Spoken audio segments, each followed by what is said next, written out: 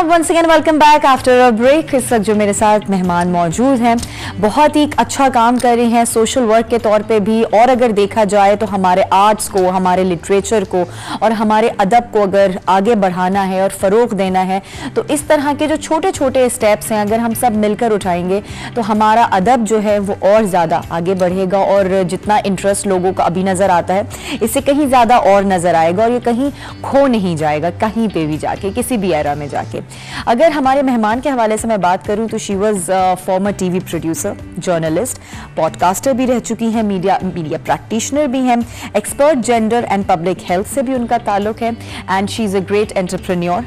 Cafe काम जो है उसके हवाले से आज हम उनसे बात करेंगे क्योंकि उनका ये जो कैफ़े है वो किस तरह का है, वहाँ पे क्या होता है खाने पीने के अलावा तो उस पर हम बात करेंगे। तो आइए वेलकम करते हैं, हमारे साथ यहाँ पे मौजूद है डॉक्टर रक्षंदा। अस्सलाम वालेकुम जी। जी वालेकुम अस्सलाम और बहुत शुक्रिया। थैंक यू कि आप तशरीफ़ लेकर आएँ और जिस तरह की आप काम कर रही हैं तो आपको तो सब सरेआम लेकर ही आना था। नहीं, आपका और आपकी टीम का बहुत शुक्रिया कि इन्होंने इस छोटी सी काविश को सराहा और मुझे इनवाइट किया आपके show. It's a pleasure to have you here. अच्छा डॉक्टर रक्षंदा, ये बताइएगा, अभी मैंने कैफ़े काम का जिक्र किया तो ये किस तरह का कैफ़े है? मतलब कैफ़े तो हमेशा सुनने में यही आता है कि हम चाय, कॉफ़ी एंड इस तरह की रिफ्रेशमेंट्स के लिए जा रहे होते हैं, लेकिन आपका जो ये कैफ़े है ये इस चीज़ के साथ साथ कुछ और एक्टिविटीज़ में भी मुलव्वस है। जी बिल्कुल। और ये बिल्कुल खाने में मुलव्वस बिल्कुल नहीं है, ये मैं पहले ही एक इत्तला दे दूं, जो कि अक्सर लोग कहते हैं कि आपके यहाँ स्टेक नहीं मिलता, तो मैंने कहा नहीं इसलिए कि ये कैफ़े काम है, यानी काम का मज़ा, Joy of work, pleasure of work. और जाहिर है जो कि मेहमान नवाजी हमारी तबीयत में शामिल है, हमारे कल्चर का हिस्सा है, तो आप आएँ और हमारे को वर्कर्स आएँ और वो लोग जो कि पाकिस्तान की तरक्की के ख्वाहिशमंद हैं और यूथ के हवाले से, ख़वातीन के हवाले से, वो अफराद जो किसी जिस्मानी माजूरी का शिकार हैं, वो ख़वातीन ख़ास तौर पे जो कि कल्चरली या फिज़िकली डिसेबल्ड हैं, तो उनके हवाले से कोई सोच है, कोई काविश है, तो उन सबको ज़ाहिर है हम चाय और कॉफ़ी और वगैरह वगैरह जो होता है, चाय के साथ बिस्कुट वो भी ऑफर कर सकते हैं, लेकिन बुनियादी मकसद जो है वो ये है कि मिलकर काम करना। तो अच्छा, ये लोग वर्किंग स्पेस है। ओके, अच्छा, लोग ये समझेंगे कि आप फ्री ऑफ कॉस्ट ये सारा खाना पीना दे रही हैं।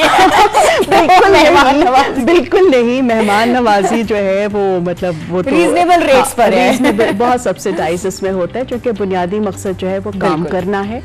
और जिस तरह हम वो कहते हैं ना कि को वर्किंग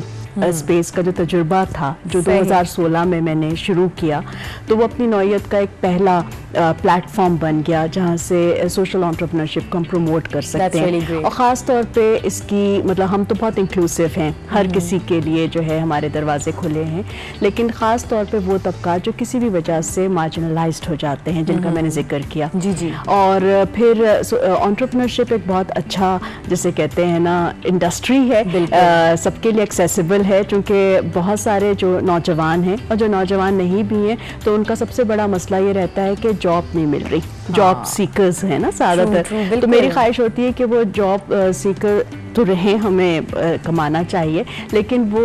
जो है ना जॉब क्रिएटर भी बन सकते हैं और बहुत सारे लोगों को रोजगार मुहैया कर सकते हैं। एक तरह से मैं समझती हूँ कि फिर आपका कैफे एक ब्रिज की तरह काम करता है, दो लोगों को आपस में कनेक्ट करना, किसी का काम किसी के थ्रू निकलवाना, ये सारी चीजें मेरे ख्याल से बड़ा आसान हो जाता है आपके थ्रू। बिल्कुल सही आपने समझा। और एक और इसका ये है कि हम जो टेक्नोलॉजी में जो हमारे लोग बहुत आगे हैं, खासतौर पर नौजवान, कई ख़वातीन उसमें बहुत आगे हैं, उनको हम ट्रेडिशनल सेक्टर में जो लोग काम कर रहे हैं, जो आर्टिजान्स हैं, उनके साथ भी कनेक्ट करते हैं। क्योंकि देखें ना, अभी मैं ये बात कर रही हूँ तो एक टेलीविजन के जरिए जो पैगाम है वो मिलियंस को एकदम से हिट करेगा, फिर यही चीज़ जब सोशल मीडिया पे आती है तो और भी उसकी रीच होती है। लेकिन बात ये थी कि ये सारा जो है ना, लगता है कि ओहो ये तो बड़ा बोझल सा काम है, और ये तो कोई, अक्सर लोग कहते हैं कि आप इसको अक्सर मिस इंटरप्रेट भी किया जाता है। लोग मुझसे पूछते हैं तो आपका रेस्टोरेंट फिर बंद हो गया कोविड में? मैंने कहा जो चीज़ खुली नहीं थी वो बंद कैसे हो गई? और दूसरा कहते हैं आपकी एनजीओ कैसी जा रही है? तो मैंने कहा भाई ये एनजीओ नहीं है। एनजीओ होना भी कोई बुरी बात नहीं, लेकिन ये वाकई एनजीओ नहीं है, टेक्निकली लीगली। और कोविड पैंडेमिक जो आया वो अभी तक दुनिया उसको भुगत रही है और उसके असरात हैं, तो उसकी वजह से हम एक्चुअल स्पेस में उस तरह पिछले साल काम नहीं कर सके। लेकिन वही टेक्नोलॉजी की बात कि डिजिटली हम एक्टिव रहे, और वो जो मैंने कहा ना कि काम की नौयत बड़ी बोझल भी लगने लगती है, तो उसके लिए हमने ये तरीका, जो इनोवेशन थी इसमें, सोशल इनोवेशन, वो ये थी कि हमने कुछ सीरीज हमने शुरू किए प्रोग्राम्स की। मतलब आप लोग एक्टिविटीज करवाते हैं अपने? बिल्कुल। और उसमें हमने एक नाम दिया सेलिब्रिटिज्म, और जैसे सेलिब्रेट जब करते हैं तो इज्म उसके साथ लगा दे, ट्रिब्यूट देना। और हम किन लोगों को दे रहे थे ट्रिब्यूट, और किन के साथ हम इवनिंग सेलिब्रेट कर रहे थे? जो हमारे आर्टिस्ट हैं, जो हमारे आर्टिजान्स हैं, जो हमारे शायर हैं, अदीब हैं, पेंटर्स हैं। क्यों? क्योंकि ये लोग हैं जो अपने फ़न के ज़रिए, अपने जो उनकी कहानियाँ होती हैं, उनके अशार जो होते हैं, उनके जो ख़यालात होते हैं, वो माशरे में खूबसूरत तब्दीली ला सकते हैं। तो चाहे हम इंजीनियर हों, डॉक्टर हों, टीवी एंकर हों, किसी रेस्टोरेंट में काम करते हों, लेकिन हम सबको जो खुशी मिलती है वो मौसीकी से, आर्ट से, पेंटिंग से, शेर से और अफसाने से मिलती है। और वैसी ही बात है कि हमारी जिंदगी में इतनी ज्यादा टेंशन्स और डिप्रेशंस होती हैं कि हम बाहर उससे निकलकर इन सारी चीजों की तरफ अगर जाएंगे तो मेरे ख्याल से रिलैक्सेशन जो आता है वो बिल्कुल एक डिफरेंट मोड हो जाता है। बिल्कुल। और समरा, आप देखें, आप जानती हैं कि पूरी दुनिया जो है अचानक मुतवज्जे हुई पैंडेमिक कोविड-19 की वजह से मेंटल हेल्थ इश्यूज पे, और हमने बहुत पहले इन इश्यूज को अपने इस फोरम से, कैफे काम से जो है ना, इसके बारे में आगाही फैलाना शुरू की थी। क्योंकि जब हम हेल्थ की बात करते हैं, आपने मेरे तारुफ में कहा कि मैं पब्लिक हेल्थ एक्सपर्ट हूँ, तो उसमें हम यही समझते हैं कि ओहो ये बीमारी से इसका ताल्लुक होगा, और अक्सर लोग कहते हैं आप किस चीज़ की डॉक्टर हैं, कौन सी बीमारी का इलाज करती हैं। लेकिन हम जो ज़हनी सेहत है या जज्बाती सेहत जो है, इमोशनल हेल्थ है, उसकी तरफ ध्यान नहीं देते, और स्टिग्मा भी अटैच है कि लोग छुपाना भी चाहते हैं। अगर आपके हाथ की हड्डी टूट जाए, खुदा ना खास्ता किसी की भी, तो शायद वो अपने प्लास्टर को पूरे सोशल मीडिया पे दिखाएंगे कि देखें ये हो गया, और सब उसके ऊपर जो है ना अच्छे अच्छे तबसरे करेंगे। लेकिन अगर कोई ये कहे कि मेरा दिमाग थोड़ा आजकल ठीक नहीं है, मैं डिप्रेशन में हूँ या मैं एंजाइटी होता चला जा रहा हूँ, तो लोग कहेंगे अच्छा, ख़वातीन को तो लोग ज्यादा है कि ये तो पहली मुझे पागल लगती थी। ये मेरी कोई मर्द हज़रात से लड़ाई करने का बिल्कुल मूड नहीं है सुबह सुबह और किसी भी वक्त भी दिन के। ये है, लेकिन ये है बात। जो औरत थोड़ी सी स्ट्रॉन्ग लगती है या अपने ख्यालात का इजहार करती है, चाहे वो गलत भी हो सकते हैं, गलतियां कौन नहीं करता, लेकिन जब खातून करती है तो फौरन उनकी ज़हनी सेहत पे शुबा होने लगता है और बहुत सारी चीज़ों पे भी शुबा होने लगता है, उसको जिक्र नहीं करते। तो मेरा था कि भाई लड़ाई वड़ाई नहीं करनी, लेकिन मिलजुल कर डायलॉग के ज़रिए, और जो कि शोरा और अदीब जो हैं वो बहुत अच्छी तरीके से अपनी बात आगे पहुँचाते हैं, तो वो तलखी भी जो होती है ना वो बड़ी खूबसूरत, एक मज़ा देती है। देखिए कितने गमगीन शेरों पे सब कहते हैं वाह वाह वाह वाह। तो इस तरह हमने जो है ना, ये थोड़ी सी हमने ना टेक्निक आजमाई। अच्छा, ये माशाल्लाह से बहुत ज़बरदस्त टेक्निक है और इसने माशाल्लाह काम भी बहुत अच्छा किया। लेकिन जैसे अभी हम कोविड की बात कर रहे थे, ठीक है, तो कोविड के अंदर एक तो रेस्टोरेंट्स का पे बहुत ज़्यादा असर हुआ, एंड देन उसके बाद जो पब्लिक गैदरिंग्स थी उनके ऊपर बहुत ज़्यादा असर हुआ। तो आपकी ये दोनों चीज़ें ही बड़ा मेन फोकस था आपका। तो किस तरह से, how do you manage it, कि आपने वो तकरीबें भी रखनी है और आपने SOPs का भी ख्याल करना है, या बिल्कुल ही आपका बंद हो गया? देखिए, वो आपको पता है कि SOPs के बारे में मुख्तलिफ नौइयत की इत्तलात आती रही, तो कभी थोड़ी देर के लिए एक्चुअल स्पेस में किया, लेकिन बुनियादी तौर पे कहूँगी कि it was a great setback. और मायूसी कुफ्र है, गुनाह है, तो उसका जिक्र नहीं करते, लेकिन मेरी तरह के बहुत सारे ऐसे लोग हैं, ख़ासतौर पे ख़वातीन, जो अपना कारोबार या अपना कोई बिजनेस या कोई प्लेटफॉर्म जो हैं वो चला रही थी, तो उनको बहुत बड़ा सेटबैक मिला। तो वही होता है कि हम चूँकि पहले ही मेंटल हेल्थ पे काम कर रहे थे और हमारा काम ही होप देना और थोड़ा सा कंट्रीब्यूट करना, तो हमने सदमे को अल्लाह की मदद से बहुत हिम्मत के साथ सहा और टेक्नोलॉजी का सहारा लिया, और उसमें भी मज़ा आया कि वो जो हम टेक्नोलॉजी के ज़रिए पूरी दुनिया से कनेक्ट हो गए। तो मेरी ज़िंदगी में कई करियर्स रहे, TV anchor, TV producer, journalist, public health, gender expert और रिसर्चर, ऑथर। तो फिर मुझे लगा अब मैं पॉडकास्टर बन गई हूँ। तो मैंने क्या किया कि मैंने वो ख़वातीन ख़ास तौर पर, चूँकि वो मैं उनको प्रायोरिटाइज कर रही हूँ। इसका ये मतलब नहीं कि मैं मर्द हजरात जो अपने शोबे में नाम पैदा कर रहे हैं उनके साथ मैं राब्ते में नहीं थी, लेकिन उनके साथ मैंने अलग प्रोग्राम्स की सीरीज़ की, लेकिन ख़वातीन को मैंने जो है ना फोकस किया और ड्यूटी क्वींस के नाम से एक पॉडकास्ट सीरीज शुरू की, जो कि हमारे यहाँ, मैं हुस्न के बिल्कुल ख़िलाफ़ नहीं, लेकिन हुस्न की कई अक़साम होती हैं। तो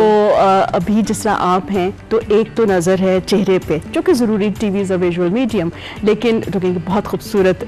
लड़की है, इसी तरह के कमेंट्स होते हैं, बहुत खूबसूरत चेहरा है एंकर का, लेकिन आप एक ड्यूटी क्वीन भी हैं, क्योंकि आप इस शोबे में बहुत मेहनत से काम कर रही हैं और अपना एक नाम आपने बनाया, और अभी आपका तो सफ़र शुरू है, बहुत आगे तक जाना है। तो हर शोबे से, मीडिया है, डेवलपमेंट सेक्टर है, साइंस एंड टेक्नोलॉजी है, और मुख्तलिफ शोबा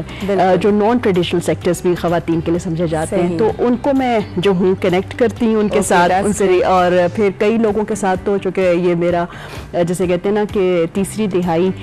ख़त्म होने वाली है डेवलपमेंट सेक्टर में, तो मैं जानती भी हूँ, और जिनको नहीं जानती, खासतौर पे जो यंग लोग हैं, ख़वातीन जो कि टेक्नोलॉजी में और मीडिया में बहुत आगे जा रहे हैं, उनसे मैं कनेक्ट होती हूँ। तो अभी तक मुझे बहुत अच्छा रिस्पांस मिला, सबने बहुत खुलूस के साथ और रिस्पेक्ट के साथ मेरी इस रिक्वेस्ट को ऑनर किया। तो मैं उनके साथ पॉडकास्ट सीरीज़ करती हूँ, जिसका मौजू जो है बुनियादी तौर पर ख़वातीन और लड़कियों की एम्पावरमेंट के हवाले से है, और ये कि हम ज़िंदगी चूँकि किसी ट्रेनिंग मैनुअल के साथ नहीं आती, जिस तरह अभी प्रोग्राम का तो एक फॉर्मेट होता है कि भाई अब ये देर का है, हाँ, लेकिन ज़िंदगी में तो सवालात पहले से नहीं दिए जाते, तो हम उन ड्यूटी क्वीन से ना 3 टिप्स लेते हैं। अच्छा, कि भाई शायद किसी के काम आ जाए, तो वो सीक्रेट रेसिपीज की एक बुक तैयार हो रही है। क्योंकि पता है कॉन्सेप्ट यही होता है कि कोई भी सिचुएशन हो, अगर मर्द हजरात किसी चीज में फेल हो जाते हैं तो उनको एज अ फेलियर के तौर पे नहीं लिया जाता, उनको फिर बूस्ट किया जाता है, इनकरेज किया जाता है। लेकिन जहाँ ख़वातीन किसी भी काम में फेल हो जाए तो उनको बड़ा निगलेक्ट किया जा रहा होता है, डिस्करेज किया जा रहा होता है, कहा जा रहा होता है कि तुमसे तो उम्मीद ही थी कि तुम फेल हो जाओगे। तो वो एक आपको जो है ना एक डिफरेंट उसमें लेकर चले जाते, बट दैट्स रियली ग्रेट कि आपके इस कैफे के जरिए इस तरह से एंटरप्रेन्योर्स भी निकल रहे हैं और ख़वातीन को बूस्ट मिल रहा है। बेसिकली हम इनेबलमेंट का काम कर रहे हैं, हम कोई बहुत बड़ा कारनामा नहीं, लेकिन हमें लगता है कि जो मोटिवेशन का है ना वो जरा सिलसिला कम है, हमारे यहाँ डीमोटिवेशनल स्पीकर्स ज्यादा हैं। अच्छा, इसी चीज से थोड़ा सा मैं पूछना चाहूँगी कि जैसे आप मोस्टली आप ख़वातीन को लेकर उन पे काम कर रही हैं, तो ख़वातीन में जो लिटरेचर और अदब का जो रुझान है और जो आगे आप इंटरेस्ट देख रही हैं, वो किस हद तक देखती हैं? देखिए, अदब और लिटरेचर का जो है, मैं अपनी एक छोटी सी हैसियत में, चूँकि ये ना हो कि जो एक्सपर्ट्स हों वो माइंड कर जाएं, क्योंकि ये ज़रूरी है कि आप अपनी पोजीशन को समझें कि मैं एक कारी की हैसियत से और एक जर्नलिज्म और मीडिया से जो ताल्लुक़ है उस लिहाज से जो देखा, और फिर कुछ घर का माहौल और जो मुझे ज़िंदगी ने मौक़े दिए बड़े अदीबों, शायरों और आर्टिस्ट को देखने के, उनको थोड़ा सा समझने के भी, तो उससे मुझे ये लगा है कि बुनियादी तौर पे तो सब कुछ ही जो है ना निगलेक्टेड है, क्योंकि आजकल किताब कोई नहीं पढ़ता, सब वो फेसबुक पढ़ते हैं। अब कहीं मैंने उसकी खामखा की मशहूरी तो नहीं करती, लेकिन वो लेकिन मुझे अफसोस ये है कि फेसबुक भी जो है ना लोग पढ़ते नहीं, उसमें भी तस्वीर देखते हैं, अगर उसमें इमेजेस पे ज़्यादा जाते हैं, ठीक है, तो बुनियादी तौर पे वो तो वैसे ही निगलेक्टेड हो रहा है, और ख़वातीन जिस तरह और शोबों में उनको इतना ज़्यादा इंकरेज नहीं किया जाता, ठीक है, आर्ट्स में, और दूसरा ये कि किसी भी शोबे में आगे जाने के लिए उनको बहुत मेहनत और बहुत सारी मुश्किलात का सामना करना पड़ता है। तो आर्ट एंड लिटरेचर में भी ये हुआ, क्योंकि मैंने खुद भी एज अ क्रिएटिव राइटर जब शुरू किया तो मैंने देखा कि वहाँ पे भी ऑब्जेक्टिफिकेशन बहुत है, वहाँ पे भी स्ट्रक्चरल पेट्रियार्की है, वहाँ पे भी एक्सप्लॉइट होने के बड़े चांसेस हैं। तो मैंने तो ज़िंदगी में पहले से ही रूल बना लिया था, मतलब जवानी के ज़माने में, कि अदब पढ़ो मगर अदीबों से दूर रहो। और आप उनमें घुस भी गई वो, फिर आप देखें ना, आप मैच्योर होते हैं, आप सीजन होते हैं, क्योंकि शुरू में तो आपके जो है ना, जिस तरह आप जब आप एक टीनेजर होते हैं तो उस वक्त आपके एक अलग ही जोश होता है, मुश्किलात भी और होती हैं, फियर्स भी और होते हैं, और एट दिस स्टेज ये नहीं कि मुझे मुश्किलात नहीं है, लेकिन फिर ये होता है कि ज़रा डर और खौफ जो है ना ख़त्म हो जाता है, और फिर मैं आप जैसी और नौजवान लड़कियों को देखती हूँ, मैं कहती हूँ कि ओ ये तो इतनी बोल्ड है, ये ना, तो अब जब ये तो बहुत अच्छा लगता है ना, क्योंकि अब वो एक क्रिटिकल मास इमर्ज हो गया। तो फिर ये कि वो आए और फिर अच्छे लोग तो हर शोबे में होते हैं, तो वो फिर आते हैं। और ख़वातीन की जो बात है तो उसमें ये कि मैंने देखा है लड़कियों में बहुत ज़्यादा जो है ना, टैलेंट तो खैर है, लेकिन वो अपनी अपॉर्चुनिटीज़ खुद क्रिएट कर रही हैं। लेकिन जो थोड़ा सा इसको क्रिटिसिज्म तो नहीं, क्रिटिक वो ये है कि जब तक आप पढ़ते नहीं हैं अच्छे अदब को, अच्छी शायरी को, अच्छी पेंटिंग्स को नहीं देखते, तो उसके बारे में बात करना तो छोड़े, मतलब खुद उसको इख्तियार करना और अपने बारे में खुद ही कहना कि हमारा कोई मकाम होना चाहिए, तो वो मुझे लगता है कि थोड़ा सा मकाम हासिल करने की और अवार्ड हासिल करने की जल्दी है, लेकिन गहराई में जाने की ज़रा सा उसमें चूँकि दिक्कत आती है। लेकिन ये एक अच्छा ट्रेंड है। और ख़वातीन आप देखें कि चाहे वो CSS करके आला अफसर बन रही हैं या नॉन ट्रेडिशनल सेक्टर में, तो मैंने देखा है कि वो फ़नून लतीफ़ा की तरफ उनका रुझान है। और मैं अक्सर सोशल मीडिया पे उनकी बहुत खूबसूरत जो है ना, जो कोई काविश है देखती हैं जिसको बतौर वो हॉबी उन्होंने इख्तियार किया। चूँकि पाकिस्तान में आप सिर्फ अदीब की हैसियत से ज़िंदा रहना, रोटी कमाना जिसे कहते हैं, वो नामुमकिन तो नहीं है, लेकिन बहुत मुश्किल है। कुछ कुछ के हिस्से में ये लग्जरी बस वही वाली बात है, आपके अंदर अगर हिम्मत है और आपने समझा है कि आप कर सकते हैं, तो बिल्कुल हर मुश्किल आसान हो जाती है। अरे साथ साथ इन दी एंड ज़रूर आपसे चाहूँगी एक मैसेज लेना हमारी यूथ के हवाले से और ख़वातीन के हवाले से कि चाहे कोविड की सिचुएशन हो या ना हो, अपने इस अदब को, अपने कल्चर को, अपने लिटरेचर को, आर्ट्स को आप क्या समझती हैं कि उन्हें किस विजन के साथ आगे लेके बढ़ना चाहिए और फ्यूचर में किस तरह से चीज़ों को प्लान आउट करना चाहिए, ये बताइए। अच्छा समरा, पहले तो मैं ये बताऊँ कि मुझे ये मैसेज वाली बात जो है ना बड़ा घबरा देती है, क्योंकि वो बहुत जो बड़े लोग होते हैं और जो योर एक्सपीरियंसेस, मतलब आपने जहाँ तक, मुझे ये लगता है कि मुझे कोई कहे कि आपको ये करना चाहिए तो मुझे बड़ा अजीब सा लगेगा, क्योंकि मेरी ज़िंदगी पता नहीं कैसी है, जो आपको नहीं पता आपकी ज़िंदगी क्या। लेकिन जो मुझे समझ में आया और जिस कॉन्टेक्स्ट में आपने बात की, वो यही है कि